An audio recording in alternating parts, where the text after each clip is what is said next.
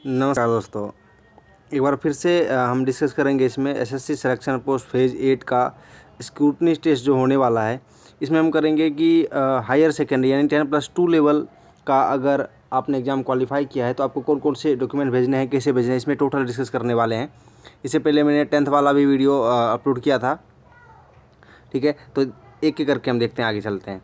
देखिए, सबसे पहले स्टेप 1 जो पहले भी बताया था कि A4 साइज़ का एनवेलप आपको लेना है बस, क्योंकि छोटे एनवेलप में कम हो जाएगा, जगह कम हो जाती है क्योंकि बहुत सारे डॉक्यूमेंट्स देने पड़ते हैं, ठीक है। अब देखिए, सबसे पहले एनवेलप का फॉर्मेट करते हैं बस उसी की तरह जैसे हमने 10th वाले में किया था, लेकिन अंतर क्या होगा, इसमें हमें लिखना पड़ेगा ये हायर सेकेंडरी लेवल पोस्ट, फिर पोस्ट कैटेगरी नंबर। जिस भी कैटेगरी के लिए आप सेलेक्ट हुए हैं तो यहाँ पोस्ट कैटेगरी नंबर लिखना है।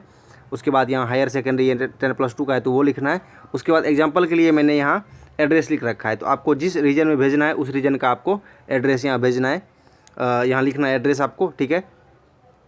उसके बाद यहाँ फ्रॉम। देखिए, ये भी कन्फ्यूजन हो जाता है कि इधर 2 लिखेंगे या राइट साइड नीचे 2 लिखेंगे। तो भाई कहीं भी आप 2 लिख सकते हैं, लेफ़्ट लिखें या राइट लिखें, डिपेंड करता है कि 2 के साथ आपको भेजना है पोस्टल और फ्रॉम के साथ सेंडर। ये तो पता ही है क्योंकि पोस्टमैन भी तो पढ़े लिखे ही होते हैं, वो सिर्फ 2 ढूंढते हैं कि हमें पहुंचाना कहाँ है। चाहे आप लेफ़्ट साइड में यहाँ लिखें चाहे यहाँ लिखें, कोई दिक्कत नहीं होगी, ठीक है। 2 और फ्रॉम का बस अंतर होता है।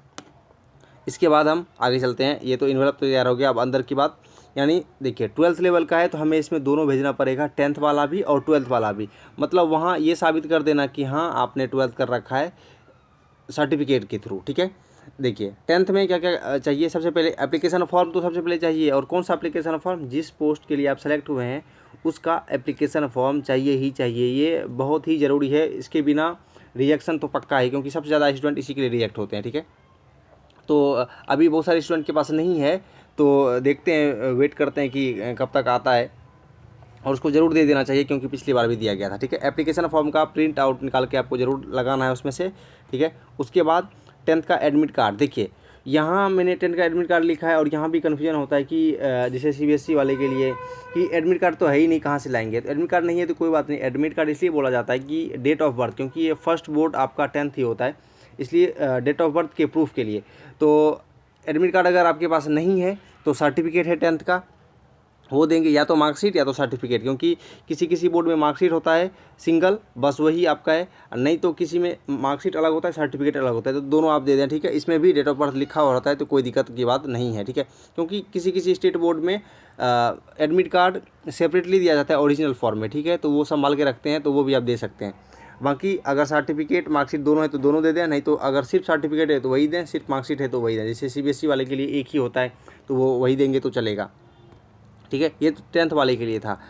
अब जो, क्योंकि ये 10+2 की वैकेंसी है तो 12th वाला भी हमें देना पड़ेगा। तो इसमें क्या क्या देना पड़ेगा, 12th की मार्कशीट और 12th का सर्टिफिकेट।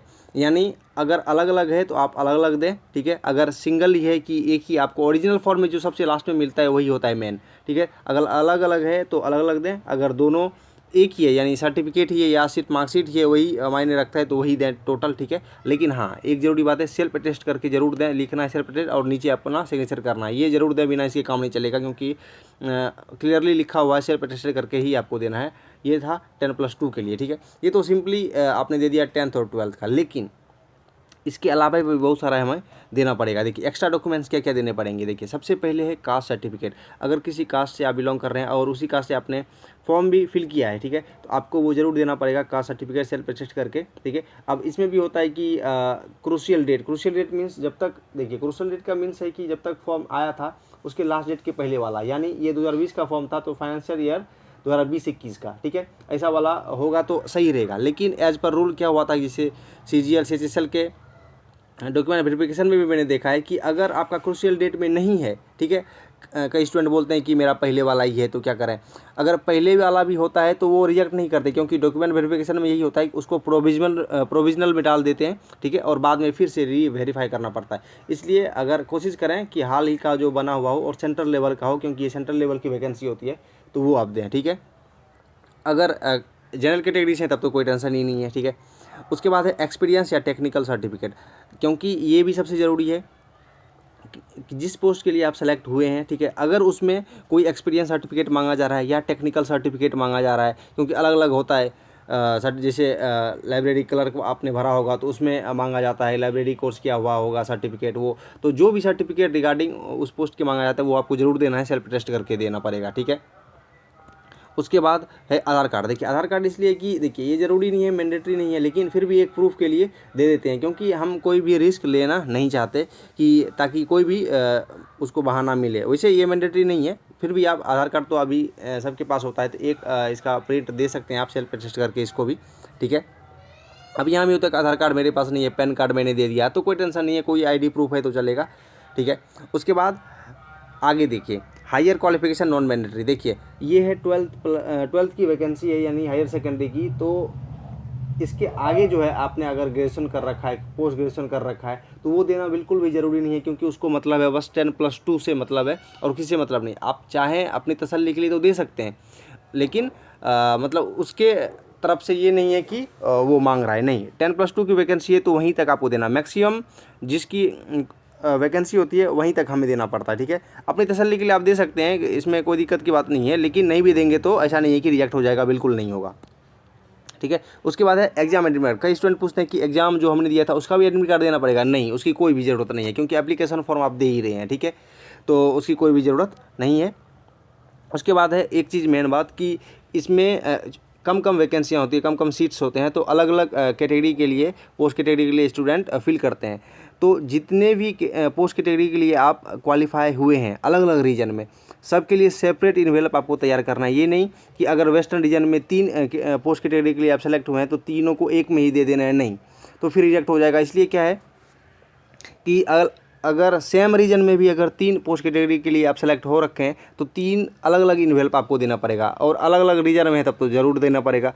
यानी एक से ज़्यादा अगर पोस्ट के लिए आप सेलेक्ट हुए हैं तो अलग अलग इन्वेलप में आपको सारे सर्टिफिकेट का सेल्फ अटेस्ट करके हर चीज़ देना पड़ेगा सेपरेटली, ठीक है।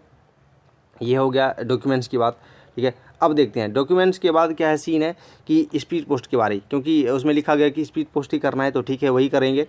सबको अच्छे से चेक कर लीजिए, ठीक है, क्योंकि हार्डली 3 से 4 दिन में पहुंच जाएगा। तो कोई वर्किंग डे हो ना हो, क्योंकि जब आप भेजेंगे तो वो तो कम से कम ज़रूर वर्किंग डे होगा, तो आराम से पहुंच जाता है, और ज़्यादा पैसे भी नहीं लगते, 30-40 रुपये लगते हैं। ग्रेजुएशन लेवल में थोड़ा सा ज़्यादा लगता है, 50-60 रुपये, क्योंकि उसमें ज़्यादा डॉक्यूमेंट हो जाते हैं 10 के करीब, तो इसमें तो कम ही होंगे, तो इतने ही रुपये लगते हैं, वो आपको पता चल जाएगा, ठीक है। और स्पीड पोस्ट करना है केयरफुली चेक करके कि कुछ मिस्टेक ना रह गई हो, बार बार 1-2 बार 3 बार आप चेक कर लें कि कोई भी मिस्टेक ना हो गई हो, ठीक है। अगर आपका अभी एप्लीकेशन फॉर्म नहीं आप अभी डाउनलोड अभी कर पाएँ, क्योंकि अभी लिंक नहीं आया है, ठीक है, और आपके पास नहीं है, तो आप कुछ दिन और वेट करें, क्योंकि आज तो 15 तारीख है और 30 तक वहाँ पहुँचना चाहिए, तो कुछ दिन वेट करिए, बाकी सारे डॉक्यूमेंट तैयार करके रखिए, ठीक है। अगर लिंक दे दिया गया तो बहुत अच्छी बात है, उसके बाद आप स्पीड पोस्ट कर पाएंगे, ठीक है। तो इस वीडियो में इतना बताना था कि टोटल हायर सेकेंडरी के लिए हम कैसे मतलब स्पीड पोस्ट करेंगे और कैसे स्क्रूटनी के लिए हमें भेजना है, ठीक है। इसमें आई होप मैंने सारा चीज़ क्लियर कर रखा है। बाकी फिर भी अगर कोई डाउट हो तो आप ज़रूर पूछें, कि क्योंकि अलग अलग डाउट होते हैं, सबके मन में अलग अलग बातें आती रहती है कि इसमें क्या करें उसमें क्या करें, तो मैं ज़रूर रिप्लाई देने की कोशिश करूँगा, ठीक है। इसमें इतना ही, तो एंड करते हैं सेशन को। इसके बाद जो वीडियो आएगी वो ग्रेजुएशन के लिए, क्योंकि तीनों एक साथ इसलिए नहीं बनाया कि बहुत ज़्यादा लंबी वीडियो हो जाती है, इसलिए इसके बाद ग्रेजुएशन वाला आएगा, ठीक है। तो वो भी आप ज़रूर आप देखें, और अगर आप इस वीडियो को शेयर भी करें, क्योंकि बहुत सारे स्टूडेंट ऐसे होते हैं जिनको अच्छे से पता नहीं होता कि और कैसे करना है। तो अगर आपके कोई दोस्त हैं तो उसने भी फेज 8 के लिए क्वालिफाई किया, तो आप उसको भी ज़रूर शेयर करें, ठीक है। बाकी आगे के अपडेट के लिए चैनल को सब्सक्राइब कर सकते हैं। तो एंड करते हैं सेशन को। थैंक यू एंड जय हिंद।